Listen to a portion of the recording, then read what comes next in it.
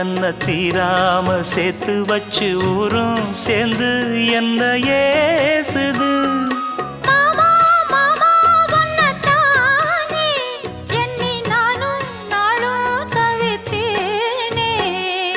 கூண்டுக்குள்ள என்ன வச்சு கூடி நின்ன ஊரை விட்டு கூண்டுக்குள்ள போனதென்ன கோலக்கிளியே.